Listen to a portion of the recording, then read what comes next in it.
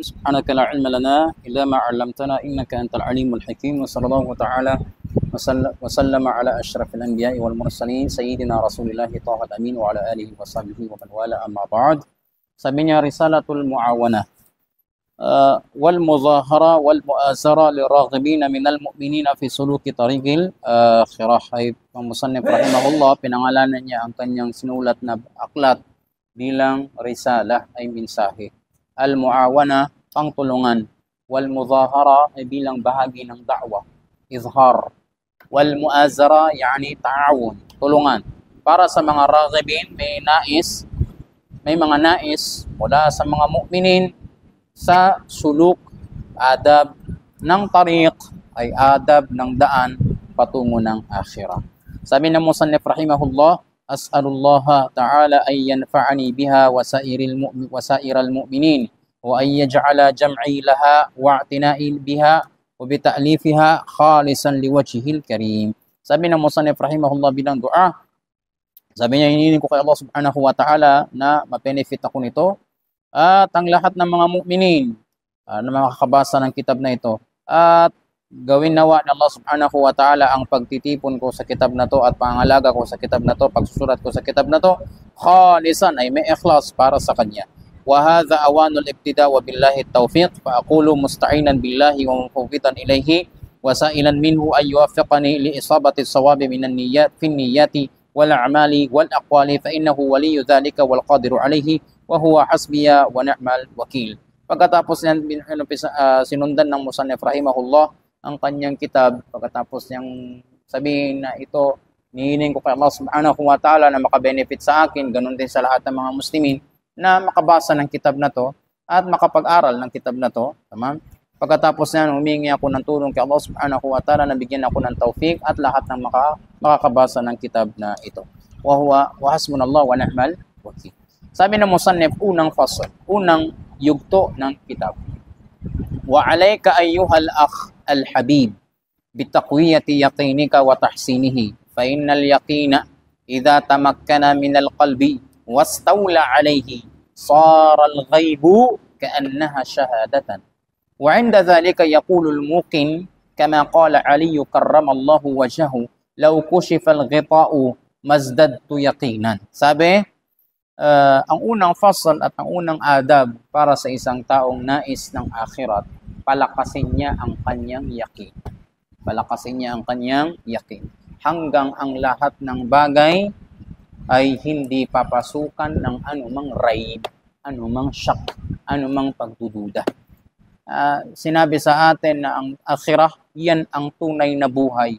Kailangan yakinan 100%. Walang pagdududa, ang tunay na buhay ay sa akhirat. Lahat ng nakikita nating material na bagay dito sa dunya ay panandalian lang. Lahat ng sarap na nararanasan mo dito sa dunya, panandalian lang. Lahat ng nararanasan mong problema, masamang papait na kapalaran dito sa dunya ay panandalian lang. Dapat dagdagan ng tao ang kanyang yakin sa lahat ng pinaniniwalaan natin sa Islam.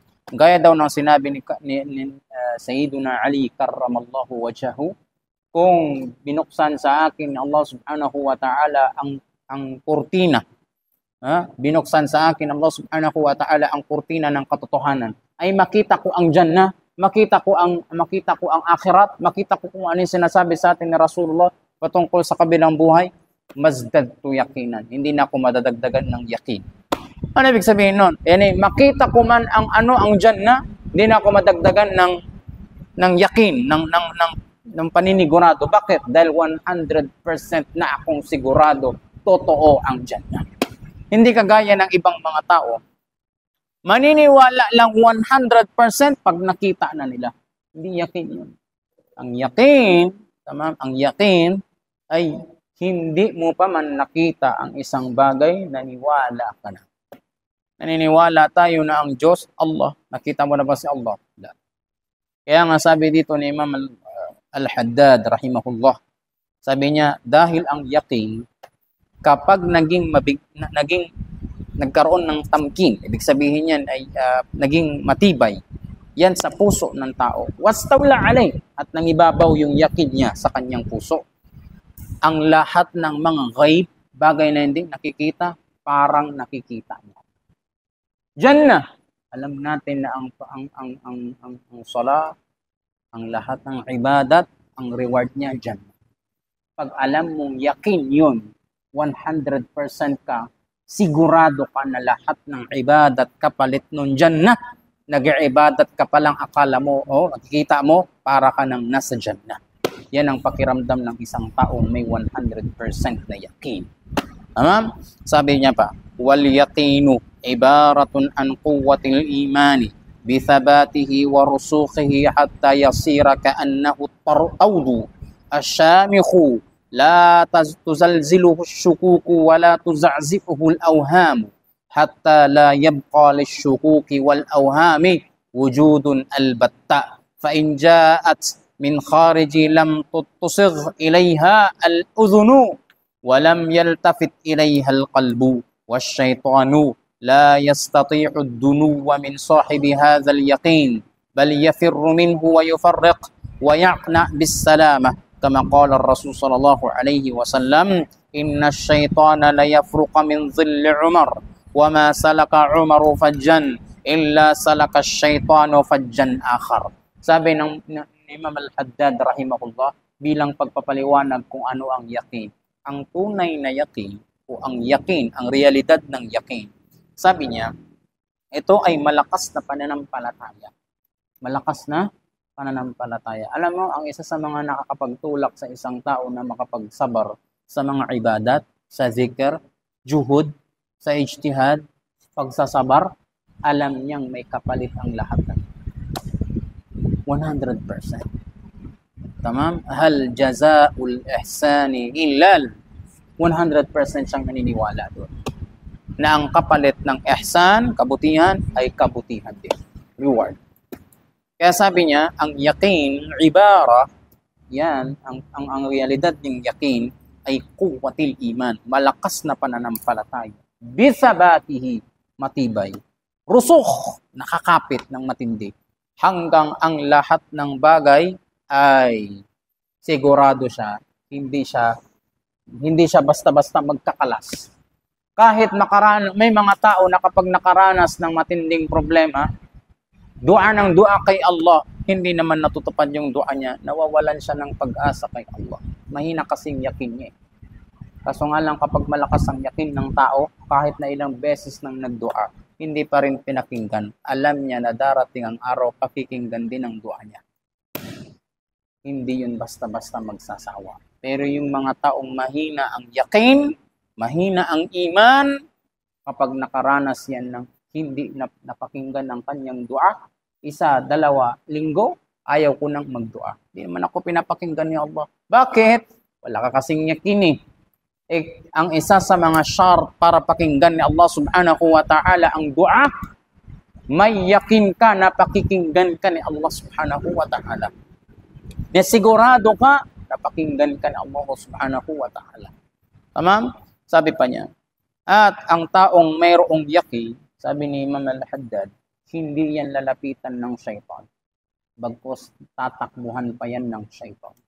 Gaya daw ng sinabi ng Rasulullah sallallahu alaihi wasallam patungkol kay Sayyiduna Umar na mayroong mataas na yakin. Matinding yakin.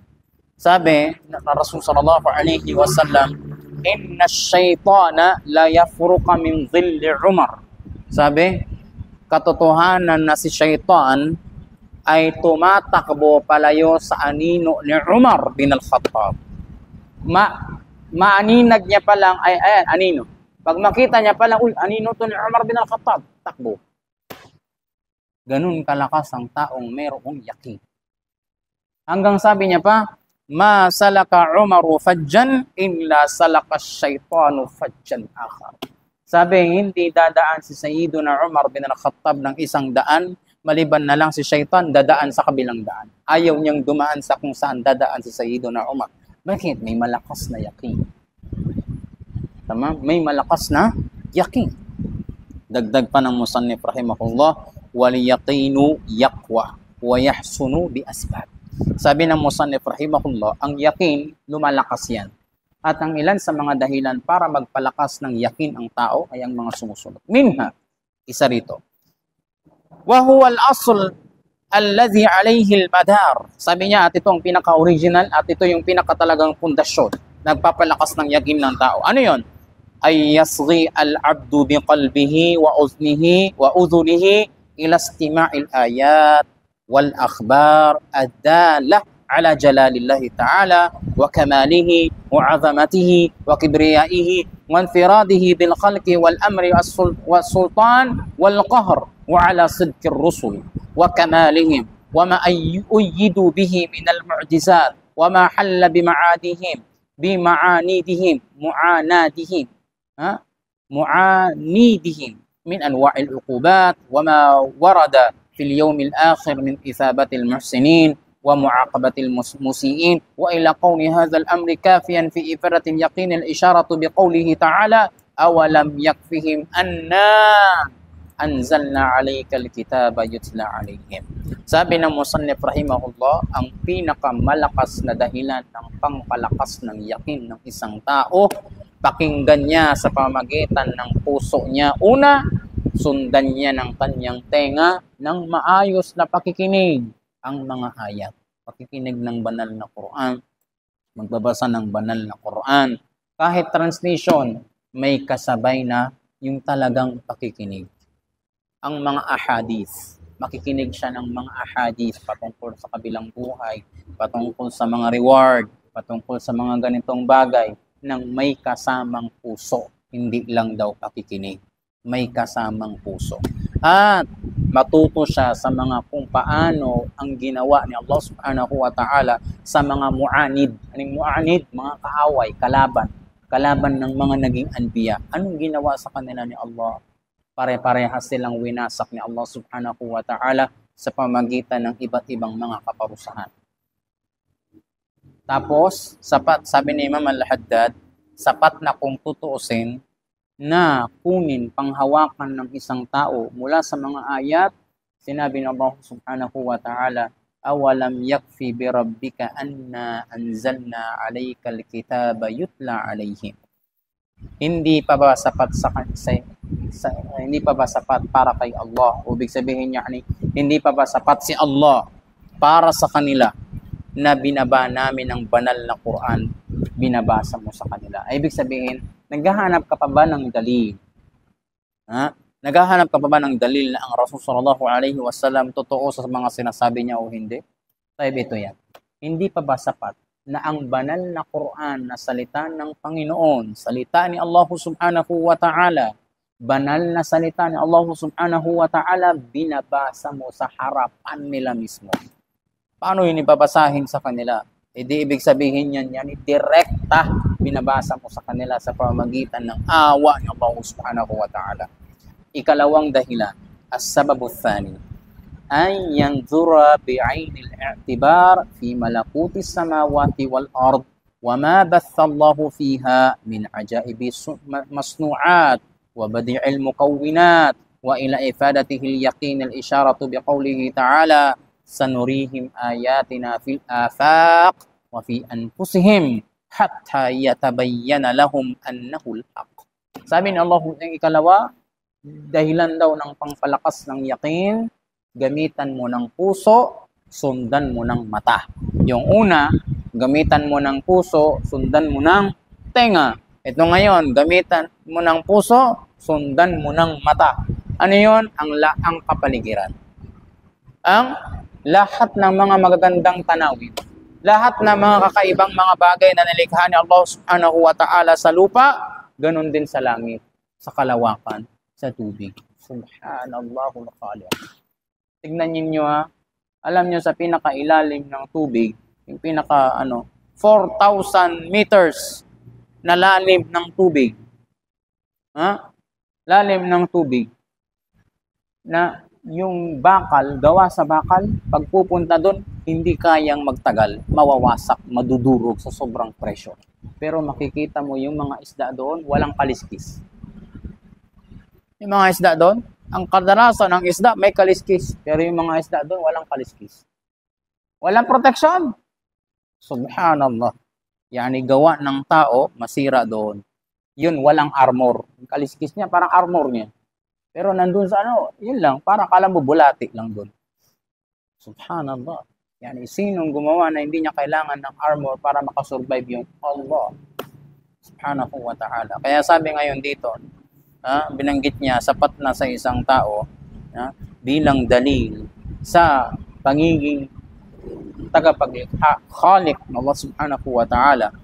Sinabi ng Allah subhanahu wa ta'ala sa banal na Quran, sanurihim ayatina fil afaq. Ipapakita namin sa kanila ang aming mga ebidensya sa kalawakan. Wa fi anfusihim, at sa kanilang mga sarili.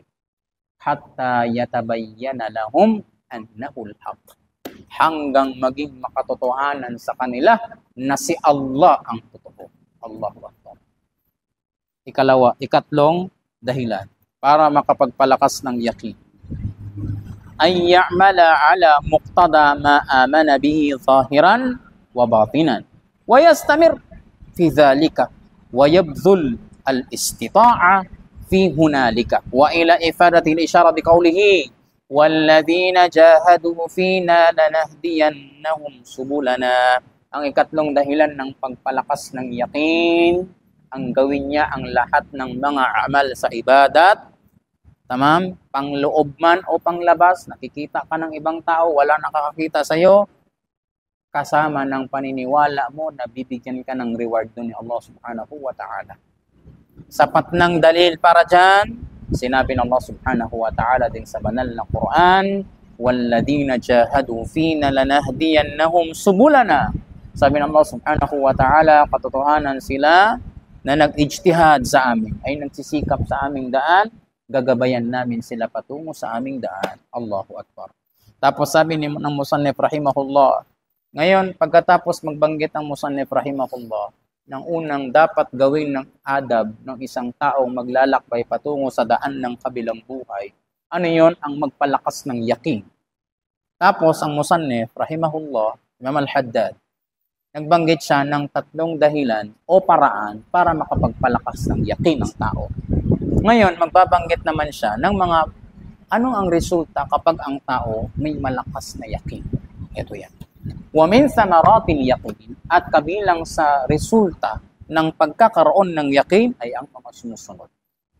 Una, as-sukun ila wa'dillah, wathiqa bi dhamanillah, wal iqbal bi kunhi al-himmah ala Allah, wa tarki ma min sya'nihi ay yashghala an lillahi ta'ala, war ruju' fi kulli halin ila Allah, wastifrag at-taqa fi ibtigha'i mardatillahi subhanahu wa ta'ala. Sabi niya kabilang sa mga samarat o resulta ng pagkakaroon ng malakas na yakin, una sa lahat, pagiging panatag sa mga pinangako ni Allah.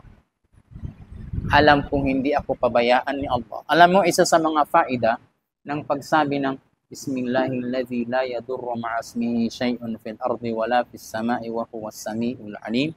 Sa ngalan ni Allah, la yadurru, hindi masasaktan, hindi makakaranas ng pananakit ang sino mang merong kasamang Bismillah. Bismillah, alladhi la yadurru ma'asmihi. Kasama ng ism niya ay pangalan ni Allah.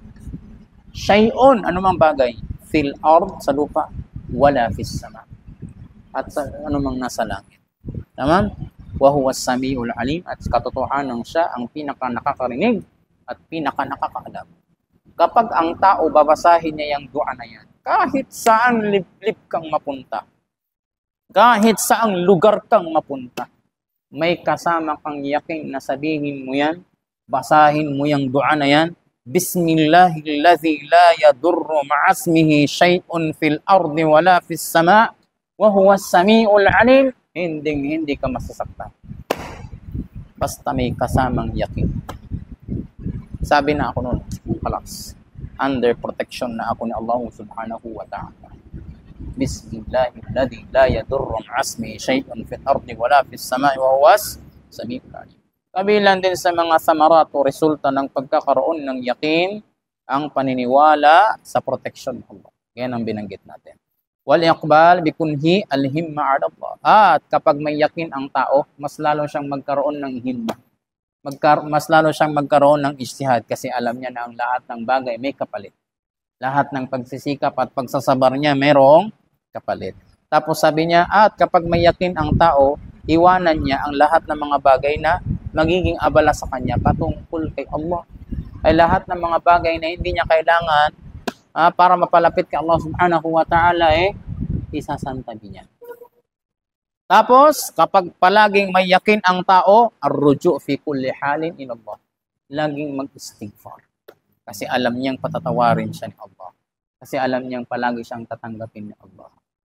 Yan, kapag may yakin ang tao. Last, wastifragit taqa fi ibtigha'i mardatillah.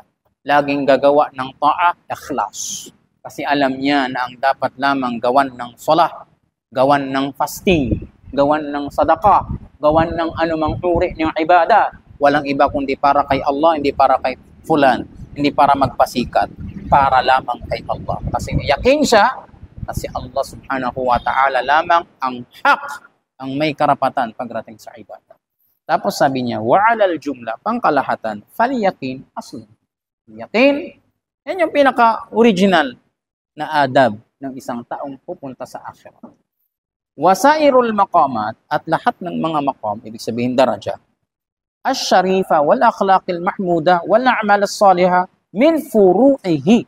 Sabi niya, pangkalahatan in general, ang yakin, yan yung pinaka-puno. Lahat ng mga darajat, lahat ng iba't ibang uri ng ibadat, lahat ng iba't ibang uri ng amal salihah, lahat ng mga akhlaq na mahmuda, yan yung maganda, lahat ng yan, nagmula lang mula sa mismong yakin. Tamam? Ang puno niya talaga, yakin.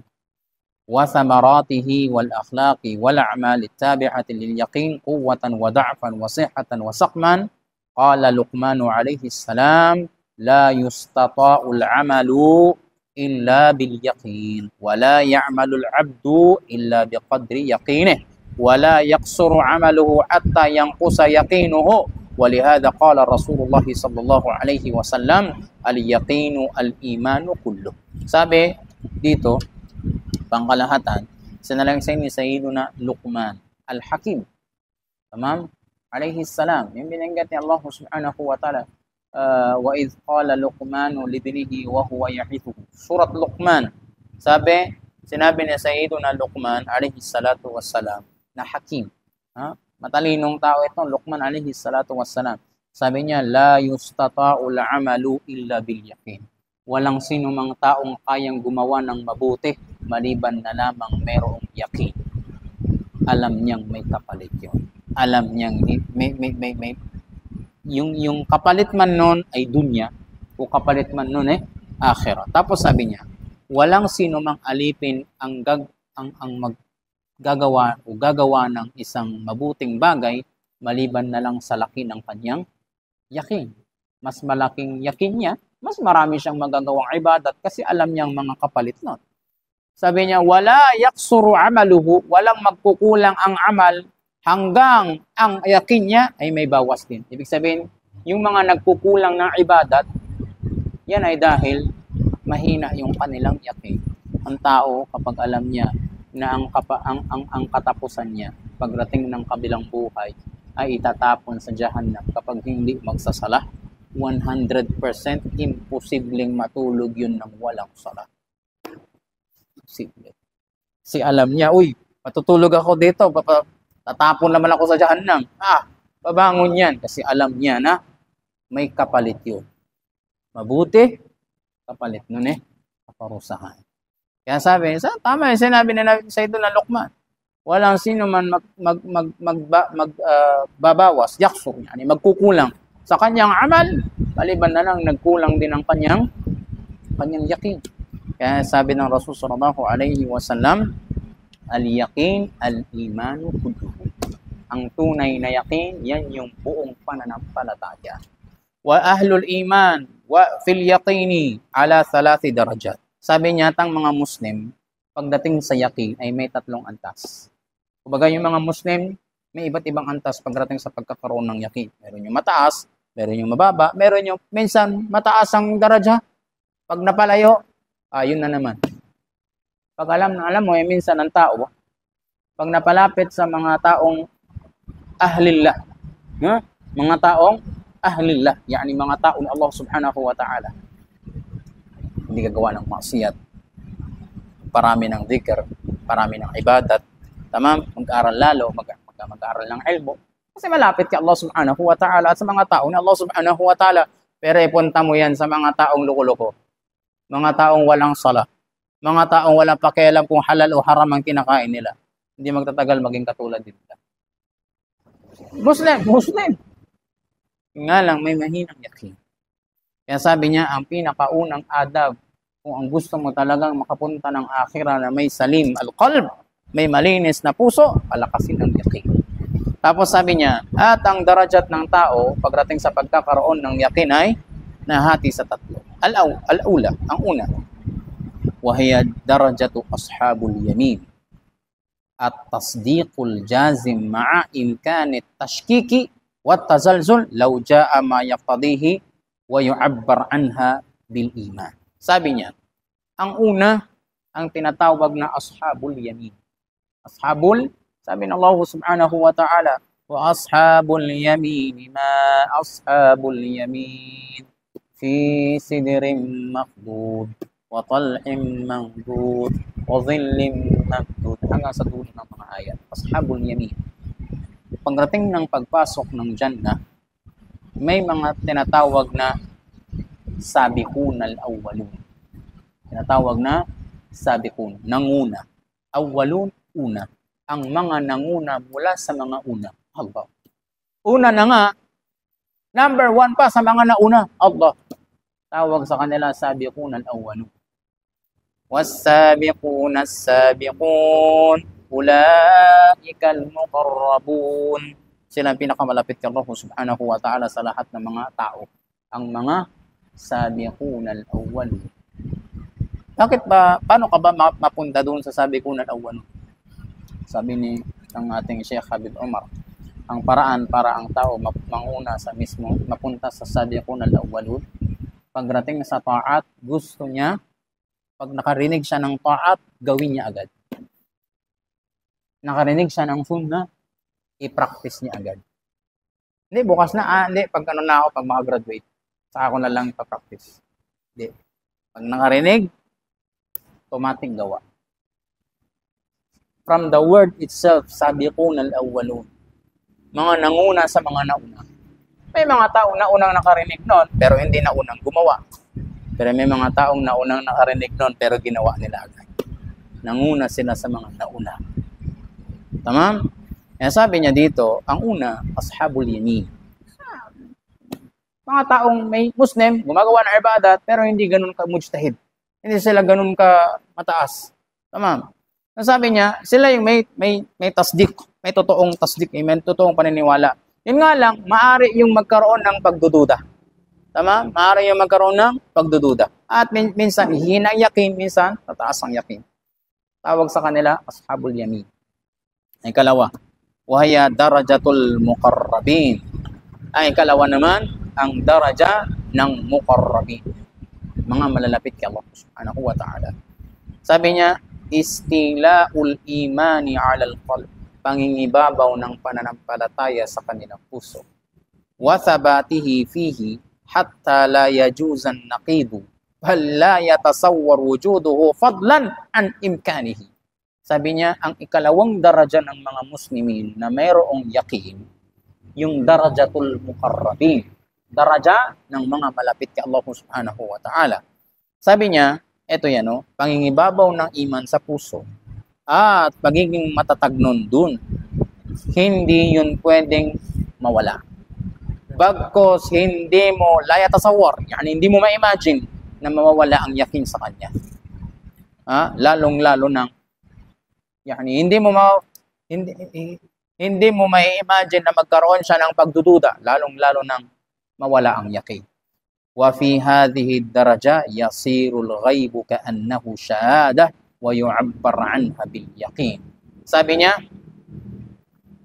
at sa daraja na ito, ang lahat ng mga bagay na hindi niya nakikita, ang arsh, ang kursi, ang mizan, ang jannah, ang hur al-ain, ang hawd, ang sirat, ang jahannam, at ng lahat ng mga binanggit sa atin ng Rasul sallallahu alaihi wasallam, parang shahada. Ano yung shahada? Nakikita niya.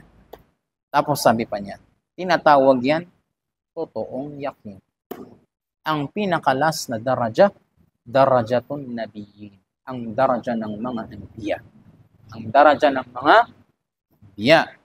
Sabi niya, wa kummila warathatuhum minas siddiqin. At ang mga kapalit nila ay ang mga siddiq. Alam niyo yung pinakamataas na daraja ng tao pagdating sa yakin, yung tinatawag nilang siddiq. Alam niyo kung bakit tinawag na siddiq si Sayyiduna Abu Bakr as-Siddiq? Maana ang tunay niyang pangalan, Abdullah bin Uthman. Ang tunay na pangalan ni Sayyiduna Abu Bakr, Abdullah bin Uthman. Tinanong na ni Rasulullah sallallahu alaihi wasallam ang mga sahabat niya, at ta'rifuna man Abdullah bin Uthman? Fala ya'rifu ahaduhum man Abdullah bin Uthman. Ang Rasul sallallahu alaihi wasallam, tinanong niya ang kanyang mga sahabat, kilala niyo ba si Abdullah bin Uthman? Hindi nila kilala. Sabi ni Rasulullah sallallahu alaihi wasallam, hadha Abdullah bin Uthman, ay Abu Bakr as-Siddiq. Dahil bakit tinawag na as-Siddiq si Sayyiduna Abu Bakr? Sabi daw, pagkatapos ng Isra wal Mi'raj, itong si Abu Jahal, pinuntahan niya ang mga Quraysh. Pagkatapos niyan, sinabihan niya na, kasi sinabi sa kanya ni Rasulullah sallallahu alaihi wasallam na siya ay nag-Isra at saka nag-Mi'raj patungo sa Jerusalem, tapos sa Arsh, Allah subhanahu wa ta'ala. So, sabi ni Abu Jahal, sabi niya, masasabi mo ba yan hanggang sa harapan ng tao? Sabi niya, oo. Kinuwento ngayon ni Rasulullah sallallahu alaihi wasallam sa mga tao na nag-Isra wal Mi'raj siya, nagdakbay siya mula sa Makkah patungo ng Jerusalem at mula sa Jerusalem paakyat ng langit. And tatawanan ng mga tao. Ito ngayon si Abu Jahal, pinuntahan niya, nadaanan niya, itong si Sayyiduna Abu Bakr radiyallahu anhu. Tinanong niya ngayon, sabi niya, ya Abu Bakr, sabi niya, maniniwala ka ba sa kaibigan mo? Sabi niya daw, kagabi lang daw, pumunta siya ng Jerusalem. Tapos mula sa Jerusalem, the same night, pumunta rin daw siya sa 7 palapag ng langit. Maniwala ka ba ron?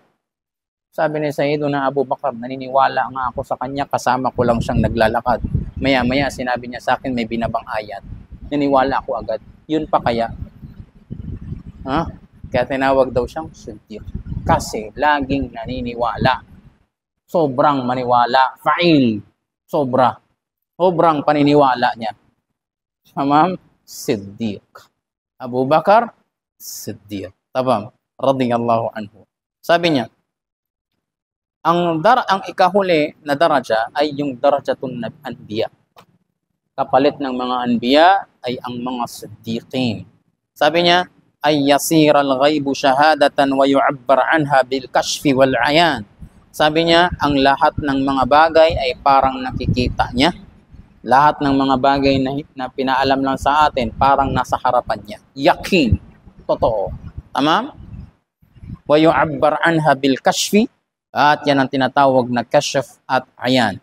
Wa bayna ahli kulli darajatin tafawut fi darajatihim tafawut ba'id wa kullu fadil wal ba'd afdal wa dhalika fadlullahi yu'tihi man yasha wallahu dhul fadlil azim. Sabi ni Musannif rahimahullah bilang pagtatapos sa fasal na yan, sabi niya, at lahat ng mga bawat daraja na binanggit ko, ang bawat pagitan nila ay napakalayo.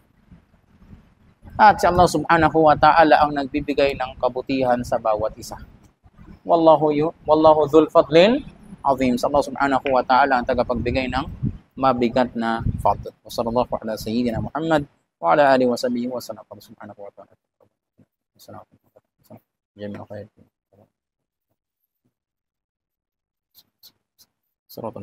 Alhamdulillahi rabbil alamin. Alhamdulillahi rabbil alamin.